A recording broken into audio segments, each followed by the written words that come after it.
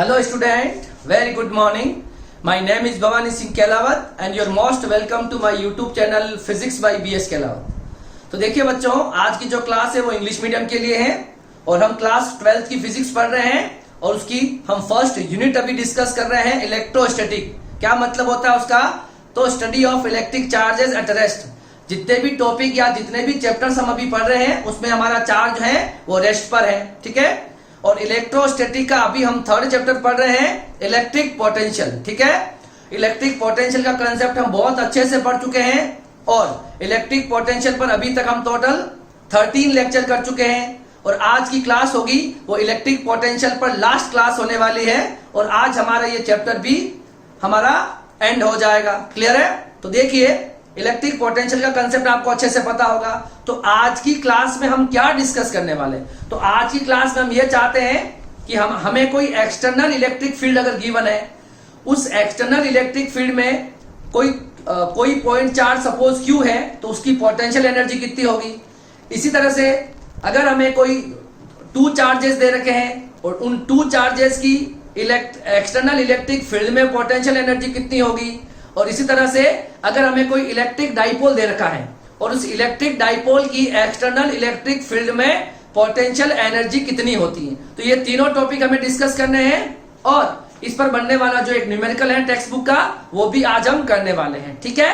तो देखिए, आज का जो टॉपिक है उसको स्टार्ट करने से पहले आपको पोटेंशियल एनर्जी का कंसेप्ट पता होना चाहिए। पोटेंशियल एनर्जी किसी पॉइंट पर कैसे कैलकुलेट की जाती है? हमें वर्क डन कैलकुलेट करना होगा किसी चार्ज को, उस चार्ज को इनफाइनाइट से उस पॉइंट तक लाने में जितना वर्क डन होगा वही उस पॉइंट पर पोटेंशियल एनर्जी होती है, ठीक है। तो आपको याद होगा हम पोटेंशियल एनर्जी के बारे में पहले पढ़ चुके हैं। किसी सिंगल चार्ज की पोटेंशियल एनर्जी 0 होती है। 2 पॉइंट चार्जेस की potential energy K Q1 Q2 upon R होती है। मगर वो किस केस में होता है? जब आपको एक्सटर्नल इलेक्ट्रिक फील्ड गिवन नहीं है। देखो, हमने 2 केस इससे पहले पढ़े हैं, आपको याद होगा। केस फर्स्ट, देखो सबसे पहले E एक्सटर्नल कितना है? E एक्सटर्नल 0 है, मतलब हमें कोई भी इलेक्ट्रिक फील्ड नहीं गिवन है।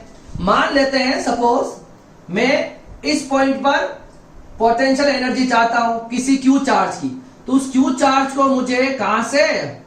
इनफाइनाइट से उस P पॉइंट तक लाना होगा। कहां से? इनफाइनाइट से P तक लाना होगा। और इसमें जो वर्क डन होगा, इसमें जो क्या होगा, इसमें जो वर्क डन होगा वही उस पॉइंट की पोटेंशियल एनर्जी हो जाती है। मगर जब इस सिंगल चार्ज को मैं इनफाइनाइट से इस P पॉइंट तक लेके आऊंगा तो मेरा वर्क डन जो होगा वो 0 होगा। सर ऐसा क्यों? तो देखिए, जब इस चार्ज को मैं इनफाइनाइट से इस पॉइंट तक लेके आऊंगा तो देयर इज नो, इसका अपोज करने वाला कोई इलेक्ट्रिक फील्ड नहीं है। मतलब इस Q चार्ज को अपोज करने के लिए कोई भी फील्ड यहां पर अवेलेबल नहीं है। जब अपोज करने वाला कोई भी नहीं है तो हमें स्ट्रेस चार्ज को इनफाइनाइट से इस पॉइंट तक मूव करने के लिए कोई वर्क डन नहीं करना पड़ेगा, ठीक है। तो अगर हमें इनफाइनाइट से P पॉइंट तक आऊंगा, कोई वर्क डन नहीं करना पड़ा, इट मींस उस Q चार्ज की पोटेंशियल एनर्जी भी कितनी हो जाएगी? 0 हो जाएगी। तो किसी भी आइसोलेटेड चार्ज या सिंगल चार्ज की पोटेंशियल एनर्जी कितनी होती है? 0 होती है अगर हमें कोई एक्सटर्नल इलेक्ट्रिक फील्ड गिवन नहीं है। एक्सटर्नल इलेक्ट्रिक फील्ड को कितना माना गया है? यहां पर 0 अज्यूम किया गया है, ठीक है। आपको याद होगा फिर हमने एक केस और डिस्कस किया था। अगर हमें 2 पॉइंट चार्जेस की, क्या 2 पॉइंट चार्जेस की हमें पोटेंशियल एनर्जी अगर कैलकुलेट करनी है, 2 पॉइंट चार्जेस की पोटेंशियल एनर्जी कैलकुलेट करनी है, तो सपोज इस फील्ड में हम सपोज ये मैंने एक एरिया बना लिया, मैं चार्जेस को यहां लाना चाहता हूं। तो देखिए 2 पॉइंट चार्जेस के लिए सबसे पहले मुझे Q1 लेना होगा और एक मुझे Q2 लेना होगा और दोनों को कहां पर रखना होगा? इनफाइनाइट पर रखना होगा। तो सबसे पहले मैं इस Q1 चार्ज को इनफाइनाइट से कहां तक लेके आऊंगा? इनफाइनाइट से P1 तक लेके आऊंगा, है ना। इनफाइनाइट से P1 तक लेके आऊंगा, मतलब इनफाइनाइट से P1 तक लेके आएंगे। क्लियर है? इसी तरह से कोई Q2 चार्ज है, उसे भी मुझे कहां? इनफाइनाइट से कहां तक लाना होगा? P2 तक लाना होगा। सपोज इसकी डिस्टेंस अगर R होगी तो इसकी जो पोटेंशियल एनर्जी होती है तो कितनी होती है? तो आपको याद होनी चाहिए अब K Q1 Q2 upon R। मैंने आपको 4 चार्जेस की पोटेंशियल एनर्जी भी कैलकुलेट करके बताइए। देखिए सबसे पहले मान लो Q1 और Q2 इनफाइनाइट पे है। जब मैं इस Q1 को इनफाइनाइट से P तक लेके आऊंगा तो मेरा वर्क डन 0 होगा। कितना होगा सर, क्यों 0 होगा? क्योंकि इस Q1 का अपोज करने के लिए यहां पर कोई भी इलेक्ट्रिक फील्ड अवेलेबल नहीं है, कोई भी इलेक्ट्रोस्टैटिक फोर्स यहां पर नहीं लग रहा है। इट मींस इस Q1 को इनफाइनाइट से P1 तक लाने में कोई वर्क डन नहीं करना पड़ेगा। अब देखिए जब ये Q1 इस V1 पॉइंट पर आ जाएगा तो ये Q1 एक इलेक्ट्रिक फील्ड क्रिएट करेगा। ठीक है, Q1 जो होगा वो अपने अराउंड एक इलेक्ट्रिक फील्ड क्रिएट करेगा। उसके बाद जब आप किसी Q2 चार्ज को कहां से कहां तक, इनफाइनाइट से P2 तक लेके आओगे, तब हमें वर्क डन करना पड़ेगा। वर्क डन क्यों करना पड़ेगा सर? तो क्योंकि इस Q1 चार्ज ने जो इलेक्ट्रिक फील्ड क्रिएट किया है ये इस Q2 चार्ज का क्या करेगा, अपोज करेगा। इट मींस हमें वर्क डन करना पड़ेगा। तो फिर इसका आंसर क्या हो जाएगा? तो इसको जब हमने जब इसको सॉल्व किया था तो लास्ट में क्या आया था, U बराबर K Q1 Q2 upon R। आपको ये भी याद होगा इस Q1 चार्ज के कारण इस पॉइंट P2 पर जो पोटेंशियल होता है, ठीक है, P2 पर जो पोटेंशियल होता है वो होता है K Q1 अपॉन R। ये हो जाएगा पोटेंशियल। और वर्क डन निकालने के लिए हम क्या करेंगे, चार्ज को पोटेंशियल से मल्टीप्लाई करवाते थे। ठीक है, और वो जो वर्क डन होता था वो ही उसकी क्या होती थी, पोटेंशियल एनर्जी होती थी। ठीक है तो ये दोनों हम पढ़ चुके हैं, पर इन दोनों केसेस के अंदर हमने एक्सटर्नल इलेक्ट्रिक फील्ड को कितना लिया था, there is no external electric field. हमें कोई भी एक्सटर्नल इलेक्ट्रिक फील्ड गिवन नहीं था। क्लियर है? तो आज की क्लास हम इस पर डिस्कस करने वाले नहीं है। हम चाहते कुछ ऐसा ही है, हम सिंगल चार्ज की पोटेंशियल एनर्जी चाहते हैं और हम 2 पॉइंट चार्जेस की पोटेंशियल एनर्जी चाहते हैं। कब? जब हमें एक्सटर्नल इलेक्ट्रिक फील्ड गिवन हो। मतलब किसी सिंगल चार्ज की एक्सटर्नल इलेक्ट्रिक फील्ड में पोटेंशियल एनर्जी कितनी होती है और सिस्टम ऑफ 2 पॉइंट चार्जेस की एक्सटर्नल इलेक्ट्रिक फील्ड में पोटेंशियल एनर्जी कितनी होती। तो सबसे पहले हमें ये दोनों डेरिवेशन करने होंगे, इस कंसेप्ट को समझना होगा। अभी यहां पर इलेक्ट्रिक फील्ड नहीं था तो सिंगल चार्ज की पोटेंशियल एनर्जी 0 और 2 पॉइंट चार्जेस की potential energy K Q1 Q2 upon R। Fine, जो वर्क डन होता है वही उसकी पोटेंशियल एनर्जी के इक्वल होती है। ठीक है, तो देखिए इसको अगर आपने, वैसे हम पहले डिस्कस कर चुके हैं ये, तो इसको मैंने आपको थोड़ा सा रिकॉल करवा दिया। अब हम क्या पढ़ने वाले हैं, जो आज का जो हमारा फर्स्ट टॉपिक है वो है हमारे पास potential energy of a single charge in an external electric field. मतलब किसी एक्सटर्नल इलेक्ट्रिक फील्ड में सिंगल चार्ज की पोटेंशियल एनर्जी कितनी होगी। ठीक है, तो सबसे पहले हम इसका डायग्राम बनाएंगे। देखिए सपोज ये हमें कोई एक्सटर्नल इलेक्ट्रिक फील्ड दे रखा है। ठीक है, ये हमें एक्सटर्नल इलेक्ट्रिक फील्ड दे रखा है और यूनिफॉर्म इलेक्ट्रिक फील्ड है, यूनिफॉर्म एक्सटर्नल इलेक्ट्रिक फील्ड। ठीक है, ये हमको दे रखा है और यूनिफॉर्म एक्सटर्नल इलेक्ट्रिक फील्ड। ठीक है, ये हमें इलेक्ट्रिक फील्ड दे रखा है। क्लियर है? यूनिफॉर्म इलेक्ट्रिक फील्ड कैसे बनाएंगे, तो जो भी आप इलेक्ट्रिक फील्ड लाइंस बनाओगे वो एक दूसरे के पैरेलल होनी चाहिए और इक्वी डिस्टेंस पर होनी चाहिए, वो हो जाएगा आपका यूनिफॉर्म इलेक्ट्रिक फील्ड। मतलब आपको दिखना भी चाहिए ऐसा, अगर हम यूनिफॉर्म बना रहे हैं तो यूनिफॉर्म जैसा दिखना चाहिए। ऐसा नहीं कि एक लाइन यहाँ पे आ गई ये दूर दूर हो गई, ऐसा नहीं होना चाहिए, एक यूनिफॉर्म जैसा दिखना भी चाहिए। ठीक है, तो ये हमारा हो गया एक्सटर्नल इलेक्ट्रिक फील्ड। अब क्या चाहते हैं, मैं एक पॉइंट चार्ज चाहता हूं, potential energy of a single charge. हमारा टॉपिक देख रहे हैं क्या है, सिंगल चार्ज जो है। इस सिंगल चार्ज को सपोज मैं यहां पर लेके आता हूं तो सिंगल चार्ज की पोटेंशियल एनर्जी कितनी होगी। जैसे कि किसी चार्ज को मैं इस P पॉइंट तक लेके आऊंगा, यहां पर लाके रखता हूं, सपोज मैं किसी सिंगल चार्ज को इस पॉइंट P पे लाके रखता हूं तो इसकी पोटेंशियल एनर्जी कितनी होगी। तो देखिए पोटेंशियल एनर्जी कैसे निकालेंगे, तो सबसे पहले आप किसी उस चार्ज को कहां पे रखोगे, इनफाइनाइट पे रखोगे और इनफाइनाइट से कहां तक लेके आओगे, इनफाइनाइट से P तक लेके आओगे। और इस इनफाइनाइट से P तक जब आप लेके आओगे तो ये एक्सटर्नल इलेक्ट्रिक फील्ड इसका अपोज करेगा और उस अपोज के अगेंस्ट हमें इस चार्ज को इस पॉइंट से यहां तक लाने के लिए वर्क डन करना पड़ेगा। मतलब एक्सटर्नल एजेंट को इनफाइनाइट से इस P पॉइंट तक उस चार्ज को लाने के लिए वर्क डन करना पड़ेगा। वर्क डन क्यों करना पड़ेगा, क्योंकि ये एक्सटर्नल इलेक्ट्रिक फील्ड इसका अपोज करता है। तो उस जो वर्क डन होगा इस पॉइंट, इस इनफाइनाइट से स्पीड तक आने में, यही इसकी पोटेंशियल एनर्जी की फॉर्म में स्टोर हो जाएगा। तो सबसे पहले हम थोड़ी सी थ्योरी लिखेंगे। तो क्या है देखो, let a external electric field E, ठीक है, we want to calculate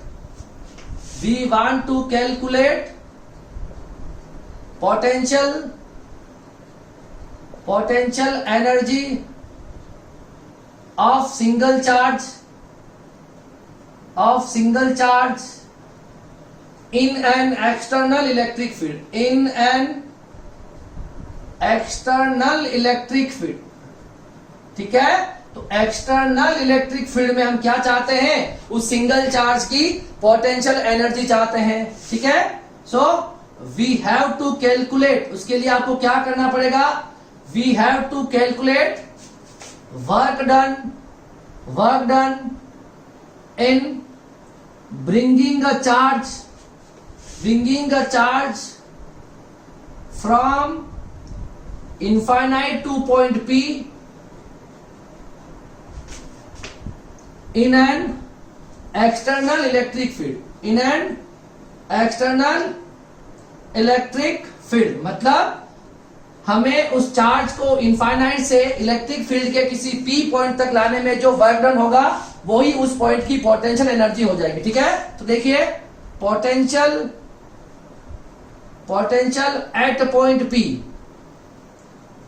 in external external, बताओ पोटेंशियल एनर्जी कितनी होती है, तो V equal to W external upon Q, ठीक है, क्योंकि इस पर चार्ज कौन सा है, इस पॉइंट पर पोटेंशियल कितना हो जाएगा, W एक्सटर्नल अपॉन किस चार्ज को लेके आए आप, इस प्लस Q को, ठीक है।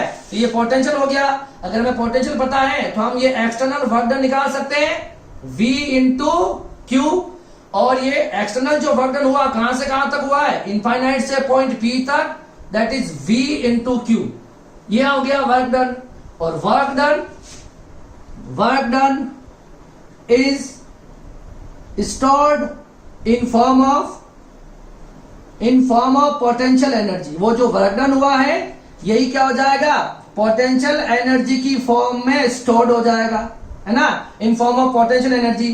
तो इस W इनफाइनाइट P को मैं लिख सकता हूं capital U, that is the symbol of potential energy which is V upon V into Q।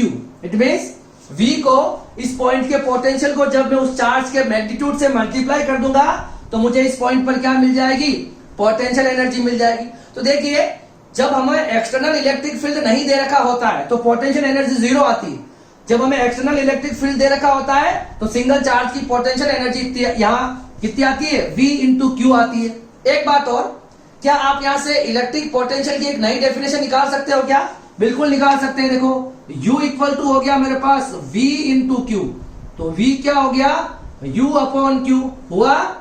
तो यहां पर potential at any point is known as potential at any point in external electric field is, है ना, potential पूछा ना, potential at any point in an external electric field is potential energy per unit charge. क्या हो गया, potential energy per unit charge at that point. Clear है ना। तो ये आप पोटेंशियल की एक और डेफिनेशन आ गई, किसी भी पॉइंट पर, किसी गिवन पॉइंट पर जो यूनिट चार्ज की जो पोटेंशियल एनर्जी होती है वही उस पॉइंट पर क्या बताएगा, इलेक्ट्रिक पोटेंशियल को शो करेगा, ठीक है। तो अगर किसी सिंगल चार्ज की पोटेंशियल एनर्जी कितनी होती है, that is V into Q, where V is electric potential at that point and Q is a charge, ठीक है, जिस चार्ज को आप इनफाइनाइट से यहां तक लेके आ रहे हो, ठीक है। तो ये हो गया इसका पहला जो टॉपिक था, उसको हमने डिस्कस कर लिया।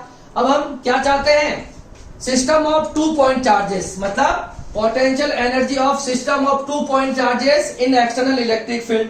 तो इसे आप कॉपी कर लो, फिर मैं आपको इसके साथ दूसरा डेरिवेशन भी करवा देता हूं, ठीक है। टू चार्जेस लिख देता हूं, ठीक है। यहाँ पे सिंगल चार्ज की जगह क्या आ जाएगा, टू चार्जेस आ जाएगा, ठीक है। Potential energy of two charges in external electric field, ठीक है। या इसे system of two point charge भी कह सकते हैं, क्लियर है। तो ये पॉइंट, ये इसका डिस्कशन भी कर लेते हैं। देखिए ये जो मैं आपको डेरिवेशन करा रहा हूं, ठीक है, ये सीबीएसई में तो है मगर आरबीएसई में ये डेरिवेशन नहीं है। मगर आरबीएसई में अगर आप टेक्स्ट बुक के क्वेश्चन आंसर में जाके देखोगे तो आपको ये क्वेश्चन की फॉर्म में मिलेगा। मतलब हमारे सिलेबस में भी है, आरबीएसई में भी है और सीबीएसई में भी है, ठीक है। आरबीएसई में ऐसा ये सिलेबस का पार्ट नहीं है मगर इसे क्या दे रखा है, इसे क्वेश्चन की फॉर्म में, टेक्स्ट बुक के क्वेश्चन की फॉर्म में इसको पूछ रखा है, तो इसे हमें पढ़ना ही होगा, क्लियर है। ऐसा नहीं कि आप इसे नहीं पढ़ो। मतलब सीबीएसई बोर्ड वालों को तो है सिलेबस में मगर आरबीएसई बोर्ड वाले स्टूडेंट समझ जाए कि इनके सिलेबस में नहीं है तो ये उनके सिलेबस में है, क्लियर है। अब देखिए हम नेक्स्ट टॉपिक पढ़ते हैं। अब हम क्या चाहते हैं, टू पॉइंट चार्जेस की पोटेंशियल एनर्जी। क्या चाहते हैं, टू पॉइंट चार्जेस की potential energy in an external electric field. अगर हमें कोई एक्सटर्नल इलेक्ट्रिक फील्ड गिवन है, ठीक है, और वहां हम किन्हीं दो पॉइंट चार्जेस का सिस्टम क्रिएट करते हैं तो उनके पास कितनी पोटेंशियल एनर्जी स्टोर्ड होगी वो हम चाहते हैं। तो सबसे पहले इसका डायग्राम हम ड्रॉ करेंगे। मान लेंगे, देखो ये हमारे पास यूनिफॉर्म इलेक्ट्रिक फील्ड हो गया, क्लियर है।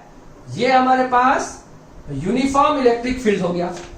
अब देखिए सबसे पहले आपको दो चार्जेस की पोटेंशियल एनर्जी निकालनी है तो दोनों चार्जेस को आपको रखना होगा इनफाइनाइट पर। कहां रखना होगा, दोनों चार्जेस को मुझे इनफाइनाइट पर रखना होगा। सबसे पहले आप क्या करोगे, अब यहां पर क्या है, यहां पर इलेक्ट्रिक फील्ड है, क्लियर है। तो इलेक्ट्रिक फील्ड है तो आप किसी भी चार्ज को लेके आओगे तो आपको वर्क डन करना ही होगा क्योंकि ये वाला इलेक्ट्रिक फील्ड इसका अपोज करेगा। तो सबसे पहले देखो मैं इस चार्ज को इस पॉइंट तक लेके आता हूं, इस Q1 चार्ज को, क्लियर है। इस Q1 चार्ज को मैं यहां से लेके आया P1 पॉइंट तक, ठीक है। तो हमें इनफाइनाइट से P1 तक आने में क्या करना होगा, वर्क डन करना होगा, क्लियर है। पहला तो ये हो जाएगा। अब इसका सबसे पहले देखो, तो देखो इसी तरह से देखो मैं इस Q2 चार्ज को कहां तक लेके आऊंगा, इस पॉइंट P2 तक लेके आऊंगा, ठीक है। तो इसको मुझे इनफाइनाइट से P2 तक लाने में वर्क डन करना होगा। और सपोज इलेक्ट्रिक फील्ड में लाने के बाद इन दोनों के बीच की डिस्टेंस सपोज R हो जाएगी, ठीक है।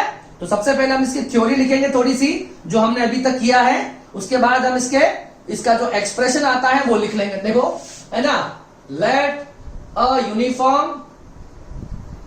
Uniform electric field E, uniform electric field E, let a uniform electric field E,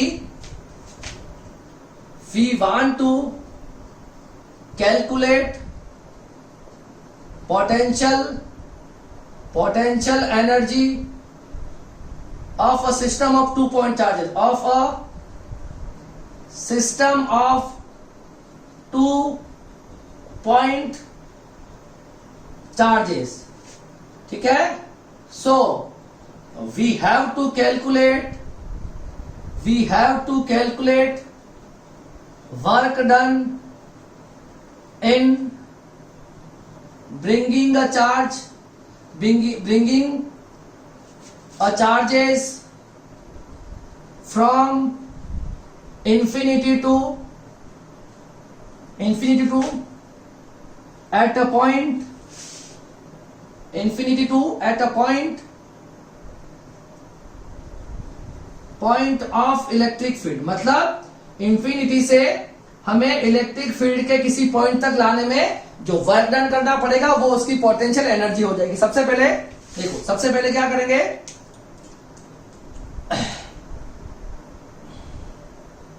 work done in moving Q1 charge from infinity to P1 in uniform electric field। सबसे पहले हम क्या चाहते हैं, इस Q1 को मैं इनफाइनाइट से P1 तक लेके आया तो इसमें वर्क डन हो जाएगा। तो इस पॉइंट पर पोटेंशियल सपोज V1 मान लेते हैं, और इस पॉइंट पर पोटेंशियल क्या मान लेते हैं, V2 मान लेते हैं। तो V1 हमारे पास क्या हो जाएगा, W इनफाइनाइट से P1, और किस पर किया वर्क डन, हमें Q1 पर किया है। तो यहां से देखो work done from infinite two point P1 हो जाएगा V1 इंटू Q1, और यही आपकी स्टोर हो जाएगी in form of potential energy. तो W इनफाइनाइट P को मैं लिखता हूं potential energy at point P1 V1 into Q1। Clear है, ये हो जाएगी इक्वेशन नंबर फर्स्ट। इसी तरह से अब हम इस सेकंड चार्ज को, इसकी पोटेंशियल एनर्जी आ गई इनफाइनाइट से यहां तक लाने में वर्क डन। अब इस Q2 चार्ज को मैं इनफाइनाइट से P2 तक लाऊंगा, ठीक है। तो work done in moving Q2 charge from infinite two point P2 in uniform electric field. Clear है। तो इस पॉइंट पर सपोज V2 निकालना है पोटेंशियल, तो V2 क्या हो जाएगा, इनफाइनाइट से P2 तक आने का वर्क डन, और किस पर किया वर्क डन, हमें Q2 को लाने में जो वर्क डन हुआ है। तो यहां से हमारे पास जो W इनफाइनाइट P2 जो आएगा वो आ जाएगा V2 इंटू Q2। कितना हो जाएगा, V2 इंटू ये जो वर्क डन होगा यही उस पॉइंट पर पोटेंशियल एनर्जी हो जाएगी। तो UP2 पोटेंशियल एनर्जी, ये हो जाएगा V2 इंटू Q2। ठीक है, ये इक्वेशन नंबर फर्स्ट और ये इक्वेशन नंबर सेकंड। ठीक है, इसमें कोई प्रॉब्लम नहीं है। कैसे निकाली, पहली बार हम Q1 को इनफाइनाइट से P1 तक लेके आए इलेक्ट्रोस्टैटिक फोर्स के अगेंस्ट, उसके बाद हम Q2 को लेके आए, दोनों के वर्क डन निकाले। अब देखिए क्या कोई और पोटेंशियल एनर्जी अभी है क्या, तो देखिए ये तो आपने निकाले हैं वर्क डन इस पॉइंट तक लाने में, और ये भी निकाले हैं वर्क डन। अब देखिए एक्सटर्नल इलेक्ट्रिक फील्ड में ये दोनों चार्जेस हो गए, और किन्हीं दो चार्जेस की पोटेंशियल एनर्जी कितनी होती है ना।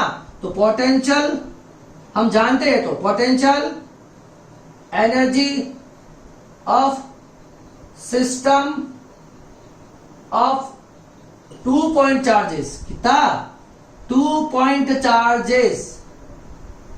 ठीक है, तो 2 पॉइंट चार्जेस की पोटेंशियल एनर्जी जो होती है दैट इज कितनी होती है, K Q1 Q2 upon R। ये हम पहले ही डिस्कस कर चुके हैं कि किसी भी 2 पॉइंट चार्जेस को, इलेक्ट्रिक फील्ड को भी हटा दो, हमारे पास अगर कोई 2 पॉइंट चार्जेस पड़े हैं तो इसकी पोटेंशियल एनर्जी इतनी होती है। सपोज ये इलेक्ट्रिक फील्ड नहीं भी होता तो भी इन दोनों चार्जेस की पोटेंशियल एनर्जी ये तो होती, मगर इलेक्ट्रिक फील्ड आने से ये दोनों पोटेंशियल एनर्जी और ऐड हो गई।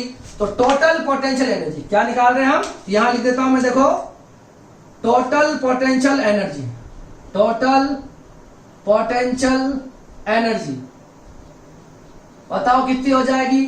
टोटल पोटेंशियल एनर्जी पहला हो जाएगा V1 Q1, फिर हो जाएगा V2 Q2, और फिर हो जाएगा हमारे पास K Q1 Q2 upon R।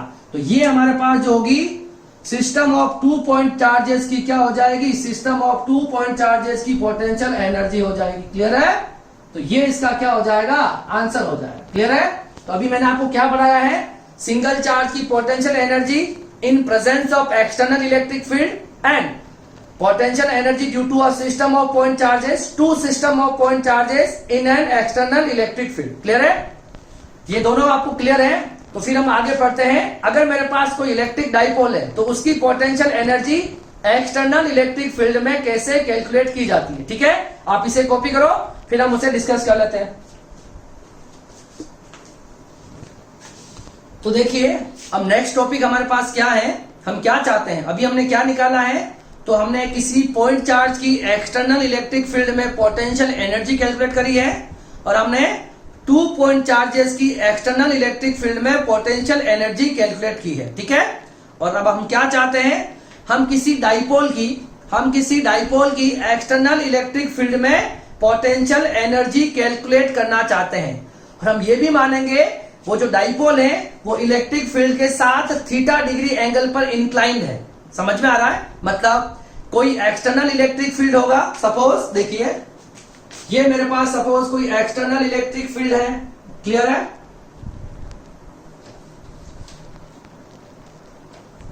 मेरे पास कोई एक्सटर्नल इलेक्ट्रिक फील्ड है सपोज इस तरह से, ठीक है, ये यूनिफॉर्म इलेक्ट्रिक फील्ड मैंने यहां पे बना दिया है। अब मैं क्या चाहता हूं, इस यूनिफॉर्म इलेक्ट्रिक फील्ड के अंदर कोई डाइपोल जो होगा, कोई डाइपोल प्लेस्ड होगा, उस डाइपोल की पोटेंशियल एनर्जी कितनी होगी। डाइपोल आप समझते हो, इलेक्ट्रिक डाइपोल, इलेक्ट्रिक डाइपोल आप सब समझते हो कैसे बनाते हैं। When the two equal and opposite charges are separated by a very small distance is known as electric dipole. Di का means two, pole का means positive and negative, means two equal and opposite charges। मतलब एक मेरे पास अगर कोई Q charge है और एक मेरे पास अगर कोई प्लस Q चार्ज है, अगर उन्हें एक स्मॉल डिस्टेंस 2L पर सेपरेट किया गया है तो ये डाइपोल फॉर्म करता है, ठीक है। एक और बात, ये 2L डिस्टेंस बहुत स्मॉल होनी चाहिए। एक टर्म होती है इलेक्ट्रिक डाइपोल मोमेंट, जिसे मैं P से लिखता हूं, वो एक वेक्टर क्वांटिटी होती है जिसकी डायरेक्शन माइनस से प्लस होती है, ठीक है। तो इलेक्ट्रिक डाइपोल मोमेंट जो होता है इसके बारे में भी आपको पता है। Electric dipole moment, it is denoted by a capital P and what is the formula of electric dipole moment, the magnitude of charge and the distance between them, ठीक है। तो क्या होगा, कोई चार्ज ले लो और उनके बीच की डिस्टेंस को मल्टीप्लाई कर दो, वो उसका इलेक्ट्रिक डाइपोल मोमेंट होगा। इलेक्ट्रिक डाइपोल मोमेंट की जो डायरेक्शन होती है which is minus two plus Q, fine. अब देखो मैं चाहता क्या हूं, एट लास्ट मैं चाहूंगा कि मेरा डाइपोल जो है वो इस तरह से थीटा डिग्री पर इस यूनिफॉर्म इलेक्ट्रिक फील्ड के साथ रहे, ठीक है। अब देखो मैं कैसे निकालूंगा इसकी पोटेंशियल एनर्जी। तो देखो इसके मैं आपको दो मेथड से डेरिवेशन कराऊंगा। पहला डेरिवेशन तो मैं करा रहा हूं जो आपको टेक्स्ट बुक में दे रखा है, जो आपकी एनसीईआरटी बुक में जो डेरिवेशन दे रखा है इसका वो कराऊंगा। और दूसरा तरीका, एक अलग तरीका और है, आप दोनों में से जिसमें कंफर्टेबल रहे वो आप एग्जाम में करके आ सकते हैं, ठीक है। तो पहला हम जो टेक्स्ट बुक का जो मेथड है, ठीक है, तो मैं पहला मेथड फर्स्ट डिस्कस कर रहा हूं, ठीक है, उसका डिस्कस कर लेते हैं। अब क्या होगा, किसी डाइपोल की मुझे इलेक्ट्रिक फील्ड में पोटेंशियल एनर्जी चाहिए, तो उस डाइपोल को मुझे क्या करना होगा, सबसे पहले उस डाइपोल को आप कहां पे रख दो, इनफाइनाइट पर रख दो, रख देंगे, माइनस से प्लस इसकी डायरेक्शन हो जाएगी। अब उस डाइपोल को मुझे इनफाइनाइट से इलेक्ट्रिक फील्ड के किसी पॉइंट तक लाने में, ठीक है, इनफाइनाइट से इलेक्ट्रिक फील्ड के किसी पॉइंट तक लाने में जो वर्क डन होगा, ठीक है, इनफाइनाइट से उस डाइपोल को मैं कहां से कहां तक लेके आऊंगा, इनफाइनाइट से किसी P पॉइंट तक हम लेके आएंगे। उसमें जो वर्क डन होगा, मतलब इनफाइनाइट टू कोई भी पॉइंट ले लो इलेक्ट्रिक फील्ड में, कोई भी P पॉइंट, उस P पॉइंट लाने में जो वर्क डन होगा वही उस डाइपोल की क्या हो जाएगी, पोटेंशियल एनर्जी हो जाएगी। अब देखिए सबसे पहले इसकी डायरेक्शन होती है माइनस से प्लस, इसके बीच की डिस्टेंस होती है 2L। देखिए अभी मैं क्या कर रहा हूं, आपको इस डाइपोल को ऐसे लेके आना है जैसे इलेक्ट्रिक फील्ड और आपका, देखो इलेक्ट्रिक फील्ड इस डायरेक्शन में है अभी, और आपका इलेक्ट्रिक डाइपोल मोमेंट की डायरेक्शन भी कैसे है, तो दोनों एक दूसरे के पैरेलल होने चाहिए। जब पहले आप इस डाइपोल को ऐसे इनफाइनाइट से इलेक्ट्रिक फील्ड तक लेके आओगे कि इलेक्ट्रिक फील्ड और इलेक्ट्रिक डाइपोल मोमेंट दोनों एक दूसरे के पैरेलल और सेम डायरेक्शन में रहे। अब देखिए इस केस में, देखिए जितना वर्क डन प्लस क्यू का करना पड़ेगा, प्लस क्यू पर जितना पॉजिटिव वर्क डन करना पड़ेगा, माइनस क्यू पर उतना क्या करना पड़ेगा, नेगेटिव वर्क डन करना पड़ेगा। और नेट वर्क डन जो आएगा वो कितना आएगा, 0 आएगा। क्योंकि देखो जितना वर्क डन प्लस पे, तो प्लस पे कौन वर्क डन करेगा, external electric field, sorry external agent. जब इस प्लस क्यू चार्ज को आप इधर लेके आओगे तो ये एक्सटर्नल इलेक्ट्रिक फील्ड का अपोज करेगा, तो इस पर जो वर्क डन कौन करेगा, इस पर करेगा एक्सटर्नल एजेंट। और इस माइनस क्यू को ये इलेक्ट्रिक फील्ड अपनी तरफ खुद अट्रैक्ट करेगा, तो इस पे कौन करेगा वर्क डन, इस पर खुद इलेक्ट्रिक फील्ड वर्क है ना, इलेक्ट्रिक फील्ड जो होगा वो इस पर वर्क डन करेगा। तो नेट वर्क डन कितना आना चाहिए, 0 आना चाहिए। कितना आएगा, जितना प्लस पे करोगे उतना माइनस पे करोगे, जितना एक्सटर्नल एजेंट करेगा उतना इलेक्ट्रिक फील्ड भी उस पर करेगा, तो दोनों वर्क डन कैंसिल हो जाएंगे, वर्क डन आएगा 0। मगर देखो एक छोटी सी बात, वर्क डन 0 आता है, मगर ये माइनस क्यू जो है ये प्लस क्यू से कितनी डिस्टेंस ज्यादा ट्रेवल करता है? 2l डिस्टेंस ट्रेवल करता है। कितनी? ये माइनस क्यू जो है ये प्लस क्यू से कितना आगे चला जाता है? इस 2l डिस्टेंस आगे चला जाता है। तो ये वर्क डन आपको इसमें करना होगा। सिर्फ इस माइनस क्यू पर जो एक्स्ट्रा वर्क डन होगा वही यहाँ पर वर्क डन होगा, बाकी सारा का सारा वर्क डन कैंसिल हो जाएगा। ठीक है, जितना प्लस पे करोगे उतना माइनस पे करोगे, मगर माइनस कितना आगे चला गया इलेक्ट्रिक फील्ड में? 2l distance. तो वो 2l डिस्टेंस पर किया गया वर्क डन हमें नीड होगी। सिर्फ इतना ही वर्क डन इसके अंदर होगा, बाकी सारा वर्क डन जितना पॉजिटिव होगा उतना नेगेटिव होगा, वो कैंसिल आउट हो जाएंगे। ठीक है, तो अब देखो क्या करना है। Let a uniform electric field E। ठीक है, we wish to calculate electric field we wish to calculate electric potential energy of an dipole in external electric field. हम क्या चाहते हैं? एक्सटर्नल इलेक्ट्रिक फील्ड में इस डाइपोल की पोटेंशियल एनर्जी चाहते हैं। सो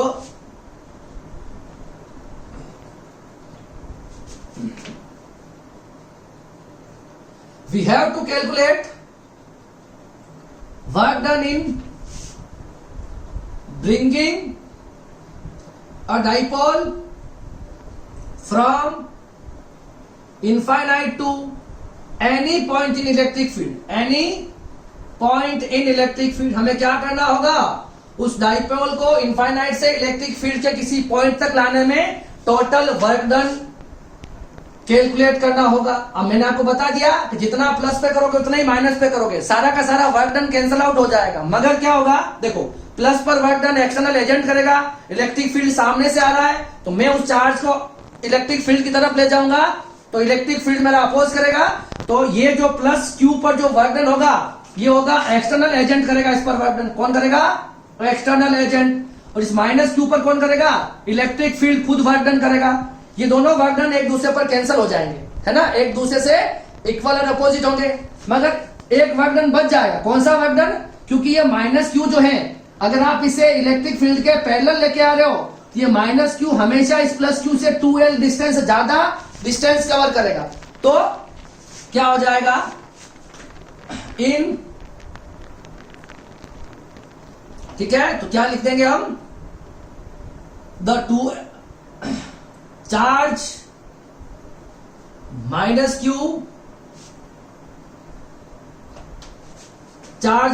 Q covered 2l distance more than plus q। So extra work done by n plus minus q charge to move 2l distance. मतलब इस 2l डिस्टेंस ले जाने के लिए इस माइनस क्यू पर एक्स्ट्रा वर्क डन कितना करना पड़ेगा? तो that is W1 work equal to क्या हो जाएगा? Force into displacement. तो फोर्स इंटू डिस्प्लेसमेंट, ठीक है, फोर्स इंटू डिस्प्लेसमेंट। ठीक है, तो फोर्स कितना हो गया बताओ? इलेक्ट्रिक फील्ड में किसी चार्ज पर फोर्स कितना लगता है? F equal to minus Q E, और इस पर लगेगा F equal to plus Q E. तो इस माइनस क्यू पर कितना फोर्स लगना बताओ? Minus Q E. तो minus Q into E, distance कितनी ज्यादा ट्रेवल करी इस माइनस क्यू ने? 2l distance. ठीक है, तो W1 मेरे पास क्या आ जाएगा? तो Q इंटू 2l कितना हो जाएगा? Q into 2l into E। तो थीटा तो इसमें देखो 0 हो जाएगा, तो मैं लिख नहीं रहा हूं F dot ds, FDS cos theta, cos 0 की वैल्यू होती है 1, तो मैं यहां पर थीटा को क्योंकि पैरेलल ला रहा हूं, ये हो गया। अब बताओ Q इंटू 2l कितना होता है? P, ये हो गया PE, कितना हो गया? P इंटू E, ये हो गया वर्क डन। तो ये वर्क डन ही पोटेंशियल एनर्जी होती है। ठीक है, ये हमारे पास इस डाइपोल की पोटेंशियल एनर्जी है। मगर किस केस में? जब आप इस डाइपोल को इलेक्ट्रिक फील्ड के पैरेलल लेके आओगे तब। मतलब जब इस डाइपोल को आप लेके आए और इस तरह से लेके आके रखते हो, तो अभी इस डाइपोल के पास इतनी पोटेंशियल एनर्जी होगी। पर मैं क्या चाहता हूं, मैं कुछ ऐसा चाहता हूं कि अगर ये मेरा इलेक्ट्रिक फील्ड था सपोज, ठीक है, अगर ये मेरा इलेक्ट्रिक फील्ड था, मान लो कि मेरा जो डाइपोल है -q और +q, मेरा जो डाइपोल है वो इलेक्ट्रिक फील्ड के साथ कितना एंगल बनाया है, डाइपोल जो है वो इलेक्ट्रिक फील्ड के साथ थीटा डिग्री, कितना थीटा डिग्री एंगल पर प्लेस्ड हो, तब बताओ किसके पास कितनी पोटेंशियल एनर्जी होगी। ये लाना है हमें, मतलब अभी हम पैरेलल लेके आ गए, पर मैं कह रहा हूं कि जब आप इसे पैरेलल लेके आए तो इतनी पोटेंशियल एनर्जी है, फाइन। मगर मान लो ये डाइपोल इलेक्ट्रिक फील्ड के किसी थीटा डिग्री एंगल पर लाके प्लेस किया गया होता तो कितना वर्डन होता। तो आपको पता होना चाहिए कि किसी डाइपोल को थीटा बराबर θ1 0 डिग्री से θ2 बराबर थीटा, किसी भी 0 से थीटा तक ले जाने के लिए कितना वर्क डन होता है। तो ये डेरिवेशन हम कर चुके हैं, work done on a dipole, है ना, मूविंग फ्रॉम पॉइंट θ1 टू θ2। ये हम डेरिवेशन एक क्लास पहले हम कर चुके हैं, ठीक है। तो ये हमें पता है ऑलरेडी कि कितना वर्क डन होता है। तो work done in rotating dipole from 0 degree to theta degree, किसी भी, तो ये होता है Pe cos θ1 माइनस cos θ2। ये उसका आंसर आया था, याद है आपको। किसी भी डाइपोल को पैरेलल कंडीशन से, किसी भी डाइपोल को इक्विलिब्रियम से, ठीक है, स्टेबल इक्विलिब्रियम से थीटा डिग्री तक मूव करते हैं तो इतना वर्क डन होता है, इतना वर्क डन होगा। तो cos 0 की वैल्यू, cos θ1 की वैल्यू 0 और ये होगी θ2 की वैल्यू थीटा, ठीक है। तो ये हो गया Pe cos 0 की वैल्यू 1 और ये हो गया cos थीटा। तो देखिए अभी इनफाइनाइट से आप लेके आए इसको पैरेलल, तो ये वर्क डन हो गया। पैरेलल लाने के बाद इसने आपने इसे थीटा डिग्री पर रोटेट कर दिया, तो ये वर्क डन हो गया। तो टोटल वर्क डन कितना होगा, क्या होगा, टोटल वर्क डन। तो दोनों को ऐड कर लो, समझ में आ रही मेरी बात। पहले तो देखो इनफाइनाइट से यहां तक लाओगे पैरेलल, ये वर्क डन चाहिए तो ठीक है, बाकी सारा वर्क डन कैंसिल हो जाएगा, मगर ये -q 2l डिस्टेंस ज्यादा चलेगा, वो उसके लिए ये वर्क डन होगा। तो इस कंडीशन में पोटेंशियल एनर्जी ये है, मगर हम चाहते हैं कि ऐसा लाने के बाद नहीं, थीटा डिग्री पर, तो यहां पर लेके आए वो वर्क डन हमारे पास ये रहा। उसके बाद हम इसको 0 से थीटा डिग्री तक रोटेट कर देंगे, उसका वर्क डन ये। तो दोनों को हम क्या कर लेंगे, ऐड कर लेंगे। तो ऐड करोगे क्या आएगा, देखो ऐड करोगे तो Pe को 1 से मल्टीप्लाई करो प्लस Pe, ठीक है, प्लस Pe, और Pe को cos थीटा से मल्टीप्लाई करो तो माइनस Pe cos थीटा, ये Pe से Pe कैंसल, तो W कितना आ गया, माइनस Pe cos थीटा, कितना आ गया, माइनस Pe cos थीटा।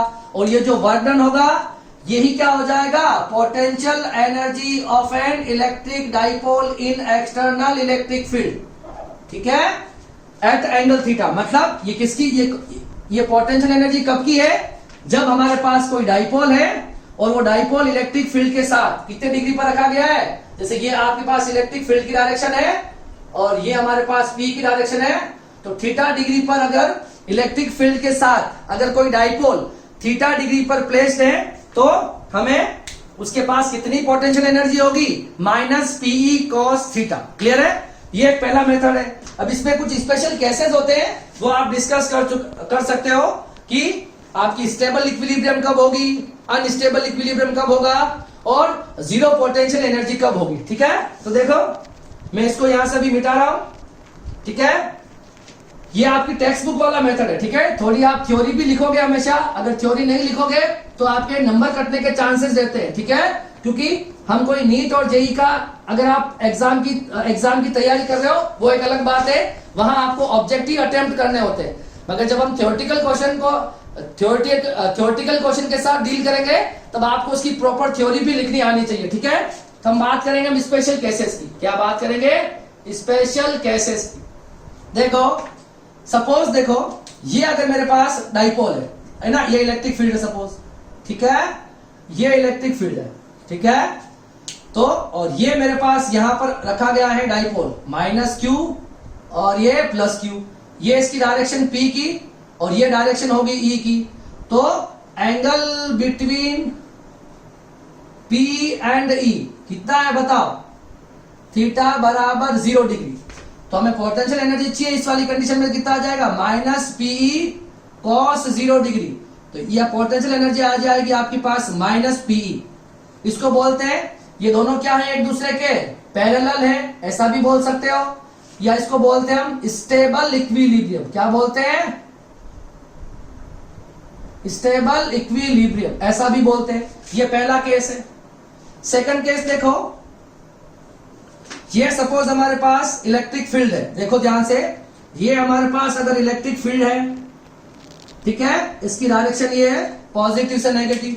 अगर डाइपोल इसके 180 डिग्री पर रखा गया, मतलब माइनस क्यू और प्लस क्यू, तो ये हो जाएगा पी की डायरेक्शन और ये हो जाएगी आपके पास ई की डायरेक्शन। तो दोनों के बीच में थीटा कितना हो गया, 180 डिग्री।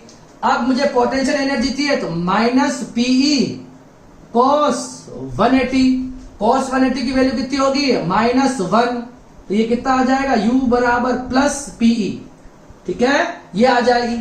इसको बोलते हैं हम, ये वाली दोनों एंटी पैरेलल है। क्या है, मतलब P और E जो है वो एंटी पैरेलल है, एंटी पैरेलल है। और दूसरा हम बोल सकते हैं इसको unstable equilibrium, unstable equilibrium. Unstable equilibrium का क्या मतलब हो गया कि ये डाइपोल यहां पर रहना नहीं चाहता। अगर आप इसको हल्का सा यहां से पुश करोगे ना, तो ये पूरा रोटेट कर जाएगा। इसको बोलते हैं अनस्टेबल है यहां पर, मगर ये स्टेबल है, क्योंकि देखो इसमें यहां पर इधर एक फोर्स लग रहा है F equal to opposite minus Q E, इस पर एक प्लस यहां पे लग रहा है प्लस क्यू ई। तो दोनों एक दूसरे को ऐसा पुल कर रहे हैं, है ना, पुल कर रहे हैं, इसका मतलब ये स्टेबल है। इसमें दोनों यहां पर फोर्स इधर लग रहा है माइनस पर, प्लस पे इधर लग रहा है, तो ये इसमें पुश कर रहे हैं, ठीक है। तो ये अनस्टेबल इक्विलिब्रियम वाली कंडीशन है। और तीसरी और आखिरी कंडीशन देखो, ये भी बहुत अच्छा कंसेप्ट है। तीसरी जो है, यहां से अगर आप किसी डाइपोल को इलेक्ट्रिक फील्ड के पैरेलल लेके आते हो, केस थर्ड, केस थर्ड को हम कहते हैं जीरो पोटेंशियल एनर्जी। क्या कहते हैं, जीरो पोटेंशियल एनर्जी। ये कब होती, डाइपोल की जीरो पोटेंशियल एनर्जी कब होती, देखो ये अगर मेरे पास इलेक्ट्रिक फील्ड है, बहुत ध्यान से देखना, ये मेरे पास इलेक्ट्रिक फील्ड है। अगर मैं डाइपोल को, ध्यान से देखना, अगर मैं डाइपोल को इस इलेक्ट्रिक फील्ड के पैरेलल लेके आता, यहां पर देखो अगर ऐसा होता, यहां पर ये माइनस क्यू होता, यहां पर प्लस क्यू होता, और ये इसकी डायरेक्शन पी होती, और ये सपोज इनफाइनाइट पे होता, और इस डाइपोल को मैं इनफाइनाइट से इलेक्ट्रिक फील्ड के किसी पॉइंट तक लेके आता, ठीक है, तब इसकी पोटेंशियल एनर्जी कितनी आती, आपको कितना वर्क डन करना पड़ता। देखो ध्यान से देखना, ये हो गया P और ये हो गया आपके पास E, ये P और ये E, दोनों के बीच में थीटा कितना है, 90 डिग्री। तो कितनी होती potential energy, minus P E cos theta. P और E के बीच में थीटा कितना है, 0 डिग्री। तो 90 डिग्री, कॉस 90 की वैल्यू होती 0, तो पोटेंशियल एनर्जी कितनी आ गई आपके पास, 0 पोटेंशियल एनर्जी। तो देखिए एक बहुत अच्छा कंसेप्ट यहां से आपको सीखने को मिलता है कि अगर आप किसी डाइपोल को इनफाइनाइट से P पॉइंट तक लेके आते हो, मगर क्या हो, when electric field E and P are parallel to each other, एक दूसरे के क्या होने चाहिए, पैरेलल टू ईच अदर, तो आपकी पोटेंशियल एनर्जी, आपको कोई वर्क डन नहीं करना पड़ेगा। कितनी अजीब बात है, जब आप इस डाइपोल को इनफाइनाइट से इलेक्ट्रिक फील्ड के पॉइंट तक लेके आ रहे हो, तो आपको कोई वर्क डन नहीं करना पड़ रहा है, और नेट पोटेंशियल एनर्जी भी 0 आ रही। अब बहुत सारे बच्चे पूछते हैं, सर देखो चार्ज भी है, दो चार्ज है, एक्सटर्नल इलेक्ट्रिक फील्ड भी है, हम इनफाइनाइट से लेके भी आ रहे हैं और हमें कोई वर्क डन नहीं करना पड़ रहा, ऐसा क्यों? तो इसका रीजन भी सुन लो, ठीक है, इसको बार बार एक्सप्लेन नहीं करूंगा मैं, अच्छे से सुन लो इसको। क्या मतलब हो गया इसका, देखो जब आप इस माइनस क्यू को लेके आओगे, तो ये प्लस वाला इलेक्ट्रिक फील्ड, प्लस क्यू को लेके आओगे, तो इलेक्ट्रिक फील्ड क्या करेगा, इसका अपोज करेगा, मान लेते हैं, ठीक है, अपोज करेगा। और जब माइनस क्यू को भी लाओगे, दोनों को साथ साथ ला रहे हो, तो ये इलेक्ट्रिक फील्ड इसको अट्रैक्ट करेगा, ठीक है।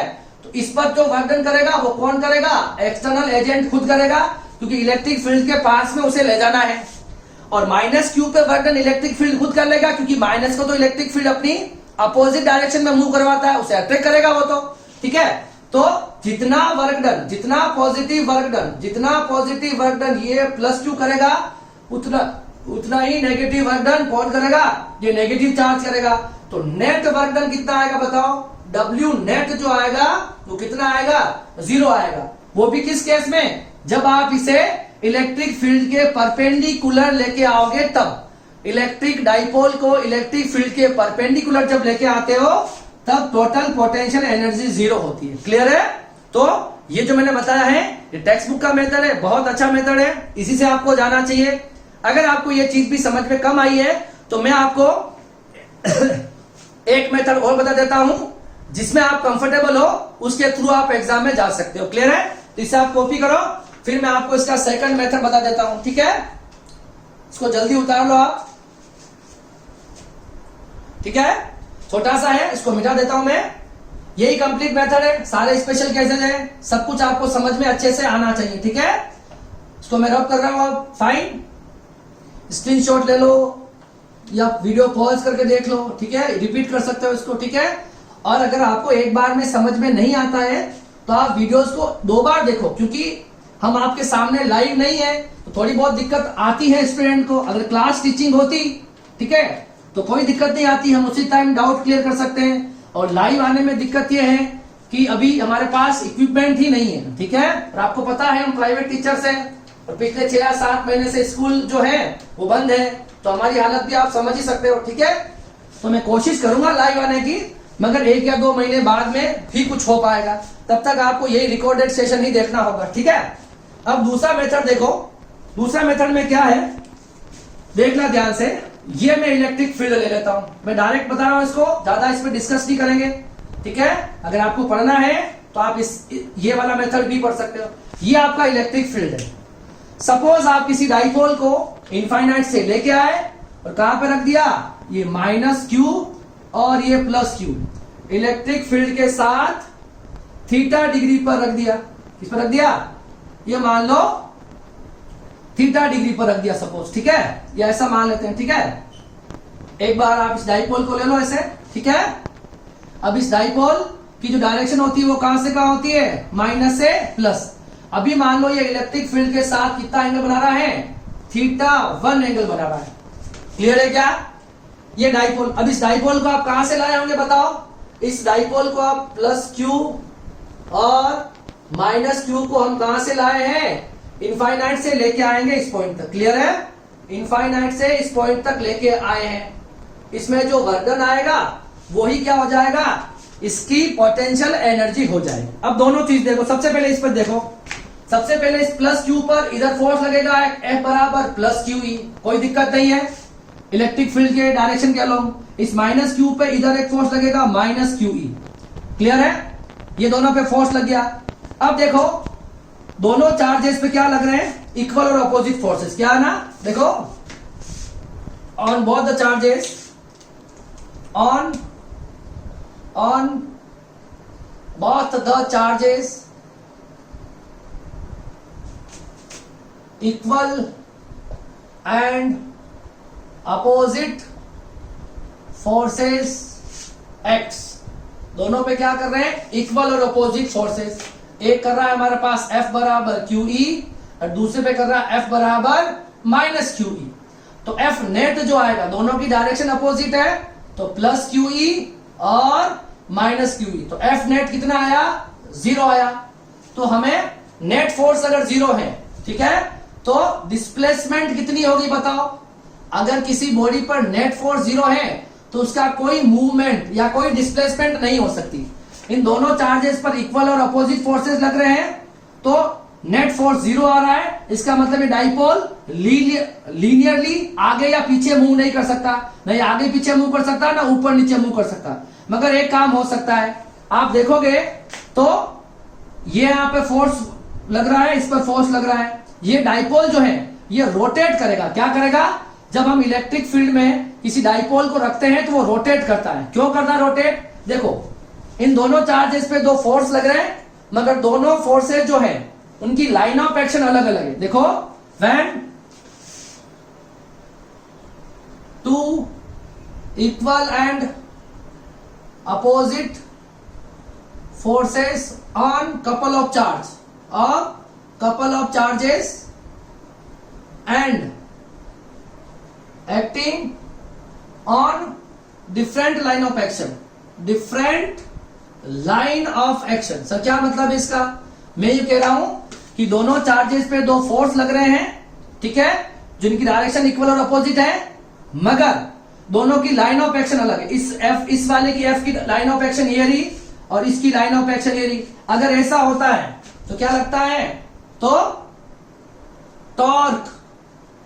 टॉर्क एक्टिंग ऑन डाइपोल, तो क्या लगेगा? टॉर्क लगेगा। और आपको पता है टॉर्क कितना होता है? P E sine theta. कितना होता है? टॉर्क लग रहा है इस पर पीई साइन थीटा, और इस टॉर्क लगने के कारण ये जो डाइपोल है ये रोटेट करेगा क्लॉकवाइज, और कहां पे आने की कोशिश करेगा? इस इलेक्ट्रिक फील्ड के पैरेलल आके स्टेबल पोजीशन में आना चाहेगा। मगर देखो अब मैं क्या कर रहा हूं, इस डाइपोल को मैं क्या कर रहा हूं? θ1 से कहां ले जा रहा हूं? θ1 से θ2 पर ले जा रहा हूं। ध्यान से देखना, ये आपका प्लस क्यू हो गया, ये माइनस क्यू हो गया। इस डाइपोल को मैं θ1 से θ2 कितना डिस्प्लेसमेंट दूंगा? D theta. दोनों में डिफरेंस देखो, यहां से यहां तक थीटा है, यहां से यहां तक θ2 है, तो दोनों में डिफरेंस कितना हो गया? D theta. तो डी थीटा मतलब इलेक्ट्रिक डाइपोल मोमेंट के अगेंस्ट आपने इसको डी थीटा एंगुलर डिस्प्लेसमेंट दिया है। मतलब ये डाइपोल इधर आना चाहता है, आप इसे इधर डिस्प्लेस करवा रहे हो, डी थीटा एंगुलर डिस्प्लेसमेंट, है ना? तो क्या हो जाएगा? Work done in rotating dipole from by D theta angular displacement. मतलब डी थीटा एंगुलर डिस्प्लेसमेंट देने में कितना वर्क डन होगा? तो देखो जब कोई बॉडी लीनियरली मूव करती है तो वर्क डन का फॉर्मूला होता है फोर्स इंटू डिस्प्लेसमेंट। क्या होता है? Force into displacement. मगर जब कोई बॉडी रोटेट करती है, जब किसी बॉडी पर क्या लगता है? टॉर्क लगता है, तो बॉडी क्या करती है? वो बॉडी रोटेट करती है, और रोटेट करते वक्त आप डब्ल्यू का फॉर्मूला क्या लगाओगे? वर्क डन का फोर्स की जगह आ जाएगा टॉर्क, और डिस्प्लेसमेंट की जगह आ जाएगा एंगुलर डिस्प्लेसमेंट। ये भी फोर्स इंटू एंगुलर डिस्प्लेसमेंट, तो ये हो जाएगा D W equal to torque into angular displacement. तो टॉर्क की वैल्यू कितनी पड़ी हमारे पास? P E sine theta d theta. अगर मुझे नेट वर्क डन क्या निकालना है? मुझे अगर टोटल वर्क डन निकालना, क्या निकालना है? टोटल वर्क डन निकालना है, तो मैं इसको क्या कर दूंगा? इंटीग्रेट कर दूंगा, तो डी डब्ल्यू का इंटीग्रेशन डब्ल्यू हो जाएगा। और आपने इस डाइपोल को कहां से कहां तक मूव किया है? θ1 से θ2, P E sine theta d theta, और इसमें P कांस्टेंट है हमारा electric dipole moment, uniform electric field है तो E कांस्टेंट है। साइन थीटा का इंटीग्रेशन हो जाएगा माइनस कोस थीटा, ये θ1 से θ2, ठीक है? ये हम पहले ही कर चुके हैं वैसे, पर वापस डिस्कस कर लेते हैं, ठीक है? ये हो जाएगा माइनस कोस θ2 माइनस कोस θ1, ठीक है? तो W बराबर क्या आ गया? PE माइनस माइनस प्लस, तो कोस θ1 आगे आ जाएगा और माइनस कोस θ2 पीछे चला जाएगा। तो ये फॉर्मूला बन गया PE कोस θ1 माइनस कोस θ2। ये तो हम पहले ही निकाल चुके हैं, आपको याद होगा 2 क्लास के पहले जो मैंने वर्क डन निकाला था वो वापस मैंने आपको निकाल के बताया है। अब देखो हमें क्या चाहिए, हम क्या चाहते हैं पता है? हम चाहते हैं potential energy of a dipole when it is placed at an angle theta with electric field. मतलब जब वो इलेक्ट्रिक फील्ड के साथ थीटा डिग्री पर इंक्लाइंड हो तब उसके पास कितनी पोटेंशियल एनर्जी होगी। एक डेरिवेशन तो मैंने अभी कराया आपको, माइनस पीई कॉस थीटा, ये आंसर इसका भी आना है। इसको आप पहले कॉपी कर लो फटाफट, ये सब कुछ निकाल चुके हैं। नेट फोर्स 0 आता है दोनों पर, तो कोई भी डिस्प्लेसमेंट नहीं होगा, लीनियर डिस्प्लेसमेंट 0 हो जाएगा। और अगर दो इक्वल और अपोजिट फोर्सेस किसी बॉडी पर लग रहे हैं मगर दोनों के लाइन ऑफ एक्शन अलग अलग, एक इधर तो उस पर टॉर्क लगेगा, टॉर्क लगने से बॉडी रोटेट करेगी और ये डाइपोल इलेक्ट्रिक फील्ड के पैरेलल आने की कोशिश करेगा। मगर मैं इस इलेक्ट्रिक डाइपोल मोमेंट के अगेंस्ट इसको डी थीटा डिस्प्लेसमेंट दूंगा और उसमें जो वर्क डन कराऊंगा that work done is cos theta 1 minus cos theta 2। ठीक है, अब देखो जो हम पढ़ना चाहते हैं उसकी बात मैं क्या करूंगा, देखो मैं थीटा 1 को तो रख दूंगा 90, क्या रख दूंगा, ध्यान से देखना उस वाली इक्वेशन में, इस वाली इक्वेशन नंबर फर्स्ट में, बहुत अच्छा कंसेप्ट है, डायरेक्ट भी कर सकते हो। थीटा 1 को रख दूंगा 90 डिग्री और थीटा 2 को रख दूंगा थीटा। ठीक है, रखो इसके अंदर W बराबर PE cos 90 minus cos theta. cos 90 की वैल्यू होती 0 माइनस cos थीटा, तो W बराबर क्या आ गया, माइनस PE cos थीटा। क्या आ गया, माइनस PE cos थीटा। तो ये भी डायरेक्ट आंसर निकालने का तरीका है। अब बच्चे ये पूछते हैं सर ये थीटा 90 क्यों लिखा, तो मैंने आपको भी जस्ट बताया है कि जब आप किसी डाइपोल को देखो ध्यान से, zero potential energy, special case में देखो अभी जस्ट बताया है, मैं वापस बता देता हूं, जीरो पोटेंशियल एनर्जी वाला केस, अगर मेरे पास ये इलेक्ट्रिक फील्ड है, ध्यान से देखना, अगर मेरे पास ये इलेक्ट्रिक फील्ड है, ये मेरे पास प्लस क्यू है, ये मेरे पास माइनस क्यू है, ये डायरेक्शन है, और इस डाइपोल को मैं कहां से लेके आता हूं, इस डाइपोल को मैं इनफाइनाइट से इस पॉइंट तक लेके आता हूं, माइनस क्यू प्लस क्यू, और ये डायरेक्शन। अभी अगर आप देखोगे तो ये आपका इलेक्ट्रिक फील्ड हो गया और ये आपका P हो गया, थीटा कितना है 90, तो वर्क डन करना ही नहीं पड़ेगा, वर्क डन नहीं करना पड़ेगा। देखो W बराबर माइनस PE cos 90, तो वर्क डन कितना आया, 0 आया। इसी वजह से यहां पर 90 रख दो, 90 रखने से क्या हो जाएगा, एक पॉइंट क्या हो गया, 90 पर पोटेंशियल एनर्जी कितनी होती है, 0 डिग्री होती है। ऐसा क्यों होता है, देखो जब आप इस डाइपोल को इनफाइनाइट से लेके आओगे और यहां तक लेके आए तो दोनों चार्जेस ने बराबर डिस्टेंस ट्रेवल करी, प्लस क्यू और माइनस क्यू ने।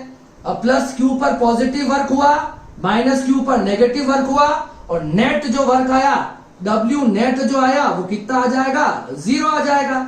इसी वजह से जब आप किसी डाइपोल को इलेक्ट्रिक फील्ड के परपेंडिकुलर इनफाइनाइट से लेके आते हो तो वर्क डन कितना होगा, 0 होगा। अगर वर्क डन 0 है तो पोटेंशियल एनर्जी भी कितनी हो जाएगी, पोटेंशियल एनर्जी का formula minus P E cos theta. ठीक है, जो वर्क डन होता है that is equal to potential energy, इस केस में पोटेंशियल एनर्जी 0 हो जाएगी।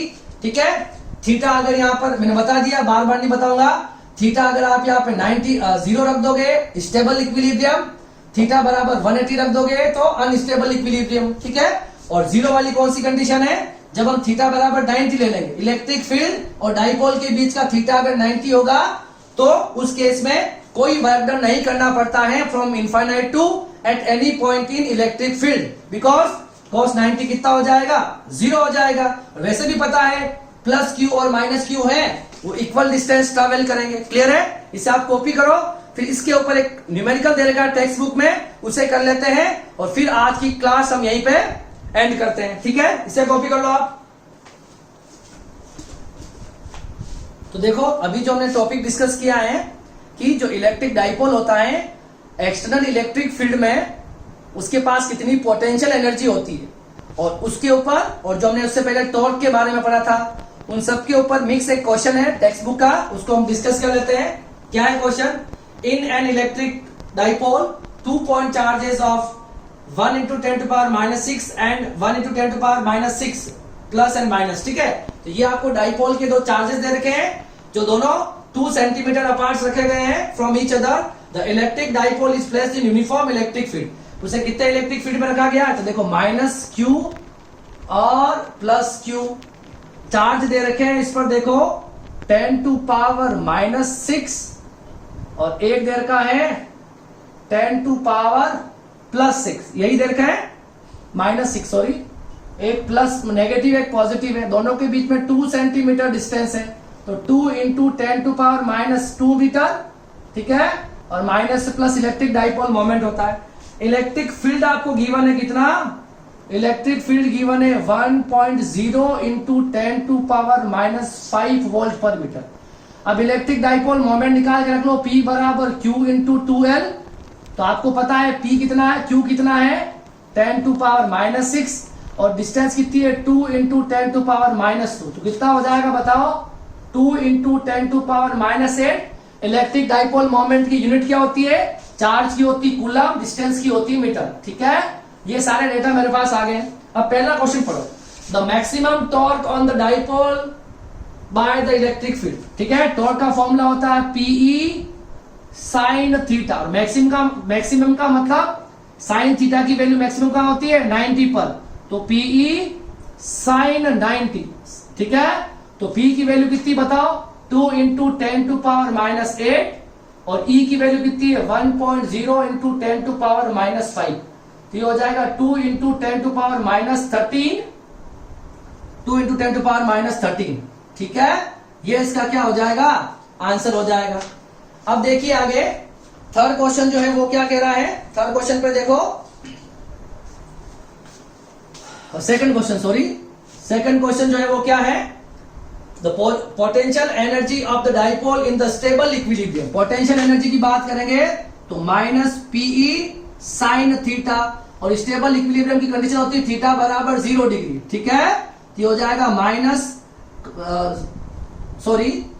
पीई कॉस थीटा होता है। ठीक है, तो कॉस 0 की वैल्यू हो जाएगी 1, और पी की वैल्यू कितनी बताओ, पी की वैल्यू मेरे पास है 2 इंटू 10 टू पावर -8, और ई मेरे पास कितना बताओ, ई हमको गिवन है 1.0 इंटू 10 टू पावर -5, ये आ जाएगा मेरे पास -2 10 टू पावर -13 जूल।